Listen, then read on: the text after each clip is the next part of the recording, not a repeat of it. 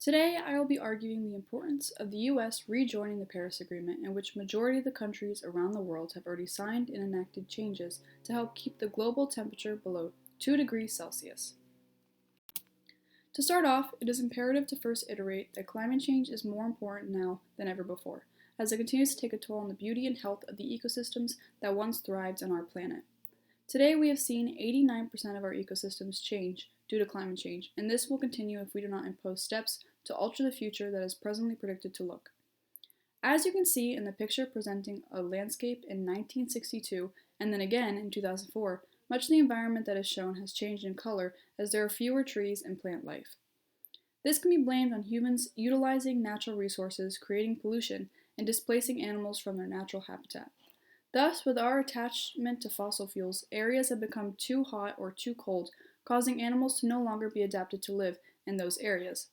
This can be seen in the picture of the polar bear, who was once able to walk between glaciers as a means of travel.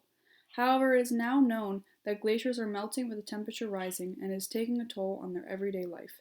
In addition, rising temperatures have also affected coral reefs, as they absorb more than 30% of the carbon dioxide released into the air. Coral bleaching, therefore, is an occurrence in coral reefs all around the world, killing thousands of organisms every year and turning reefs into wastelands. Moreover, in addition to the well-being of our planet's ecosystems, the public health is also being affected by climate change. Natural disasters have become more frequent as greenhouse gas emissions and the global temperature continues to increase. More specifically, extreme weather events like droughts, wildfires, hurricanes, and floods have increased in different areas of the world, creating a higher risk of vector-borne diseases, poverty, and world hunger. Thus, it can be seen in the pictures that hurricanes have left communities practically wiped out with no resources, families having to deal with rationing their water between themselves and their agriculture, and neighborhoods fleeing their homes with the risk of drowning. With these hardships, vector-borne diseases and food shortages have become more frequent now than ever before, causing the fatality rate to increase in certain areas around the world. With that in mind, it is important that I explain what the Paris Agreement entails. Thus, it is an agreement set forth to keep the global temperature below 2 degrees Celsius and which is signed by 197 countries.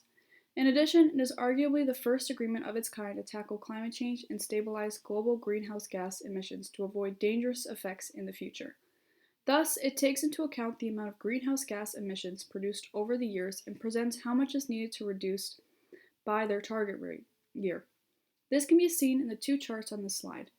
Due to the fact that China is the top contributor of greenhouse gases, they are set to reduce 60% of carbon dioxide emissions, CO2, from 2005 to 2030, while the US was to reduce 26% of their greenhouse gases from 2005 to 2025. The second chart shows the difference in greenhouse gas emissions by the target year if the Paris Agreement was not in play, and what it would be at with the Paris Agreement. Thus, there is a great change in numbers demonstrating the significant difference this agreement does in fact create. Hence, to offer a complete timeline, in 2016, former President Obama joined the Paris Agreement along with dozens of other countries with the hope of helping the well-being of our planet. However, in 2017, when President Trump came into power, he issued a statement informally withdrawing from the agreement. As a result, the US, along with Iran, Iraq, Libya, the 14 members of the Organization of Petroleum Exporting Countries, and states separated by conflict, have not chosen to ratify the Paris Agreement. In President Trump's statement, he reasoned that he no longer wanted to participate as it punished the US more than India and China, who also produced a large amount of CO2 emissions. As well as terminating the United States ratification of the Paris Agreement, he also in turn ended the Green Climate Fund, as he believed it was costing the US too much money. While this may be the case, the Green Climate Fund was set in place to help developing countries who have not played much of a role in global greenhouse gas emissions in creating practices that combat climate change.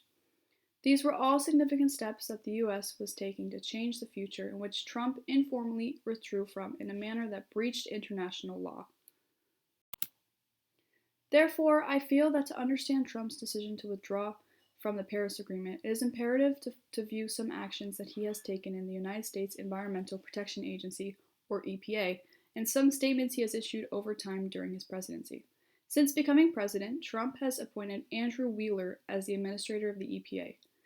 Wheeler is known to be a former coal lobbyist with his position, and with his position, he has proposed a plan to limit scientists' roles in decision making within the EPA.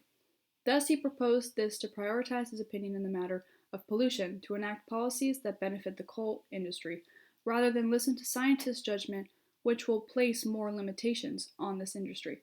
In addition, Trump has loosened fuel economy standards and replaced the Clean Power Plan, which also combats global warming. These decisions may be attributed to the fact that Trump has stated on multiple occasions that climate change is a hoax perpetrated by China.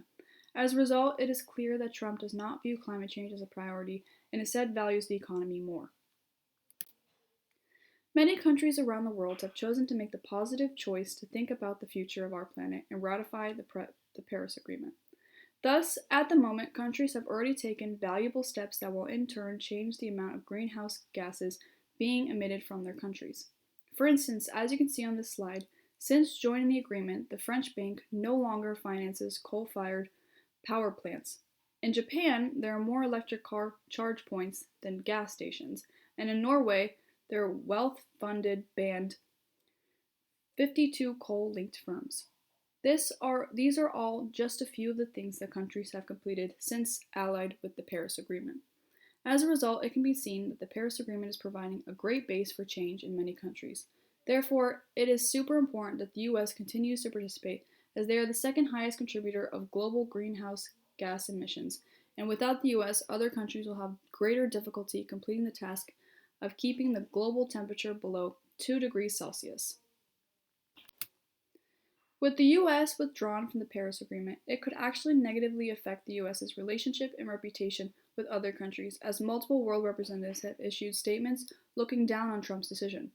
For example, as seen on this slide, French President Macron stated that Trump's decision to withdraw is a mistake, as our children will live in a world shaken by climate change.